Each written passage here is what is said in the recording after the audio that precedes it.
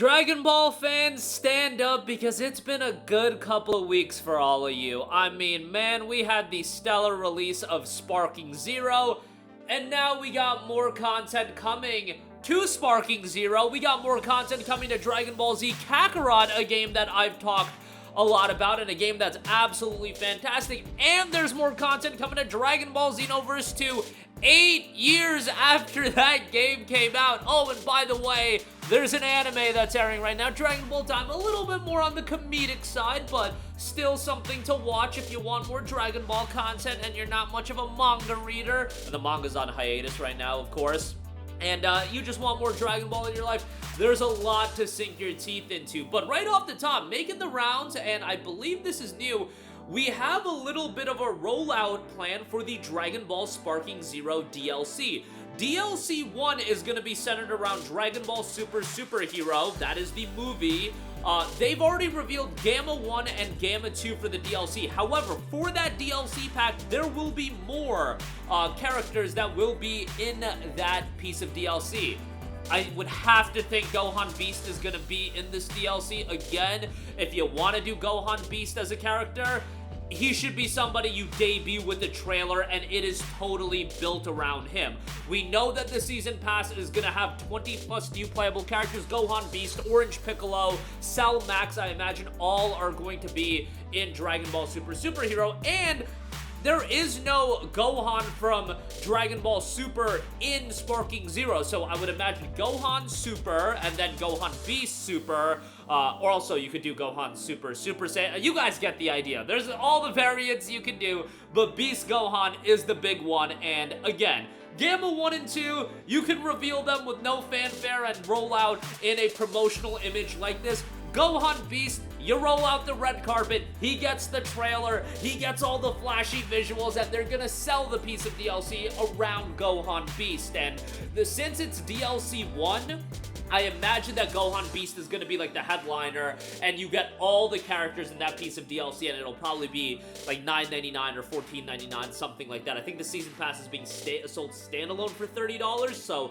given that there's 3 DLCs rolled out with the Season Pass, you know, $10 to $15 a pop. $15 makes sense, given that usually if you buy the Season Pass, you get it a little bit discounted, and if you buy the Season Pass, you get early access to each of the characters. So that's DLC 1, Gamma 2, was the androids from Dragon Ball Super Superhero. They're fine characters, but ain't nobody gonna be buying DLC for Gamma 1 and 2. I'm sorry to disrespect Gamma 1 and 2. You need a headliner, and that would be Beast Gohan, Orange Piccolo, stuff like that. DLC 2 will be centered around Dragon Ball Daima, the anime series that just aired. I ain't gonna lie, you guys, I watched the first episode. Not really that enthralled by it, but it's Dragon Ball anime, and them showcasing those scenes from Daima, from the original Dragon Ball Z and reanimated. Holy hell, can we get All of Z reanimated? Can I get a hell yeah for All of Z getting reanimated with that animation? But Daima will be a part of DLC 2. We already know that Glorio and Vegeta, the mini variant of Vegeta, will be in DLC 2. Goku Mini, of course, already available. The mini variant of Goku, that was a pre-order bonus, and now he is available as a standalone purchase. I think it's $3.99. And you get the early unlocks for Gogeta and Broly, each variant of them as well.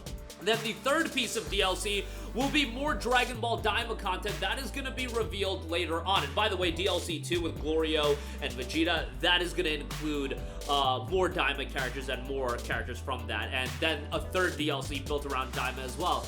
A little bit disappointed that there's no stages that are being outlined. That is something that they can easily add to offer stages with each piece of DLC. The stage selection is good, but I feel like there's so many more stages, and there's obviously way more stages that you could potentially add to the game. And again, given what Bandai Namco has done with Kakarot and Xenoverse 2, as we're going to get to in a little bit, it's a game that they're going to keep updated, monetized for a while. Stages, music packs, I think the BGM could be updated as well. I literally just listened to the Super opening, the Super 2 opening, Super Opening 2. That song being available in the background is just absolutely awesome and just makes all the battles more enjoyable to me. But yeah, more BGM, more stages, all that would be pretty good. But we know 20 plus characters coming with the Season Pass, and now a little bit of an insight as far as who's going to be available in each individual one. The first pack that's going to come out all around Super Superhero, which makes sense. Again, look out for Cell Max, Look out for Beast Gohan, Orange Piccolo, but Gamma 1 and 2 already confirmed, and Glorio and Vegeta Mini with Daima. And DLC 3, all Daima content as well. Lastly, I know we've been talking a lot about Sparking Zero, but Dragon Ball Daima DLC is coming to Dragon Ball Kakarot as well as Xenoverse 2, so a lot to go into it. Dragon Ball Z Kakarot, the RPG released back in, I want to say it was January of 2020, will be getting Daima Adventure Through the Demon Door as a piece of DLC. It should be Adventure Through the Demon Realm, actually. That's the official announcement trailer, and the trailer's only 30 seconds, but it gives us a little bit of an insight as far as what to get. Surprised that Daima is getting the DLC in Kakarot, but hey, it's great. They're promoting the new anime, even if it's not totally up my alley, and I'm gonna continue watching it. I'm gonna watch all of it. Been watching it with one of my boys, and it's still a fun time, and seeing all those scenes reanimated again is fantastic. And I like Goku Mini. I've always been into the chibi variants of popular shows. Whenever Naruto got them, Attack on Titan got a chibi show.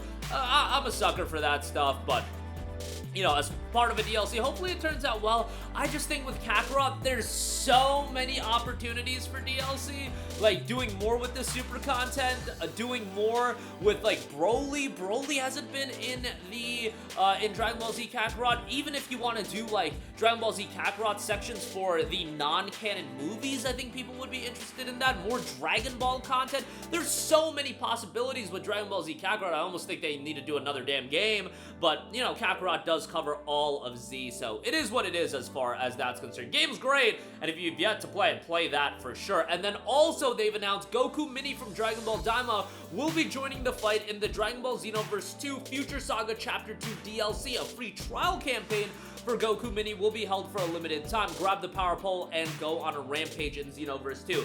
Again, Xenoverse 2 came out 8 freaking years ago, and they are still doing a great job keeping this game updated, and just goes to show the power of these Dragon Ball games. You've got Kakarot that came out 4 years ago. You've got Xenoverse 2 came out 8 years ago. Those games are getting supported. Those games have consistent player, a consistent player base. And then you've got Sparking Zero crushing it on all avenues right now. Outside of, you know, the manga being on hiatus for obvious reasons, the anime, as far as Dragon Ball Super, not yet back. There's a lot to sink your teeth into as far as Dragon Ball content goes. I hope that Dragon Ball Super comes back at some point. You've got a lot to go over up until the Granola arc, so hopefully they'll animate that. You know, I know a lot of people want manga content in Dragon Ball Sparking Zero. You guys, I just don't think... I know what everybody wants. I just don't think that big thing is going to get added into the game. Not until they animate it. I get it that there's little hints and nods to the manga in Sparking Zero, but as far as what a lot of people want, I think we're gonna have to wait until the anime comes back and it gets animated, whether it be an anime, whether it be movies. That's how I would do it as well. Like, guys, you want to roll out characters that are manga only? A lot of people don't even know about these characters, and you want them to debut in Sparking Zero. You're not getting the most out of them. You should want those characters to come back in the form of a movie or anime, be presented to a larger audience.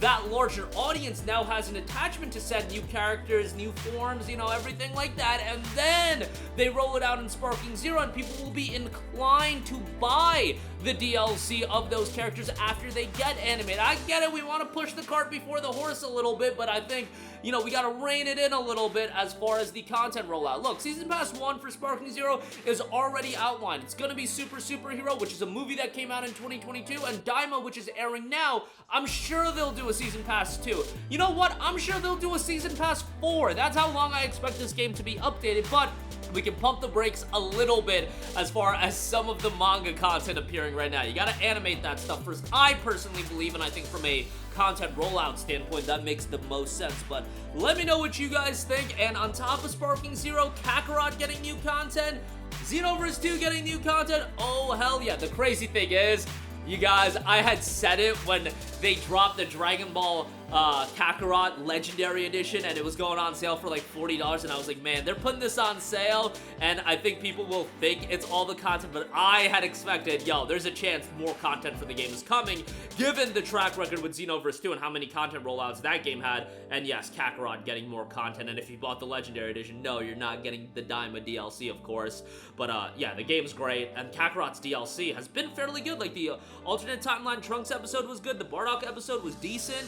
The World Tournament and as well as the Z wrap-up, like all that's been pretty good. Yo, obviously I'm biased, I'm a Dragon Ball fan, and honestly my fandom of Dragon Ball has been reignited to a big degree with the release of Sparking Zero. I'm actually rewatching a lot of the Dragon Ball content. Like I just rewatched Battle of Gods, and I hadn't seen Battle of Gods in years as far as that coming out, and Goku screaming, "I won't let you destroy my world," has to be one of my favorite scenes out of an anime. But I am fully Dragon Ball pilled again as far as the content goes. And yeah, a lot of exciting stuff ahead. But that'll do it for me. Again, wanted to give you guys some Sparking Zero updates with the Season Pass and exciting stuff ahead for Kakarot and Xenoverse 2 as well. That's going to do it for me. Sound off with all of your thoughts in the comments section down below. Thank you for watching, and goodbye. Hey guys, we hope you enjoyed the video, and if you did, make sure to hit the subscribe button, and if you're already subscribed, do us a favor and hit the bell icon. This way you'll be notified whenever we post a new video. That's the best way to keep up with all of our uploads, and we usually try to upload 2 videos a day. And with the bell icon hit, you'll be notified whenever we do upload a video. As always, thanks for watching.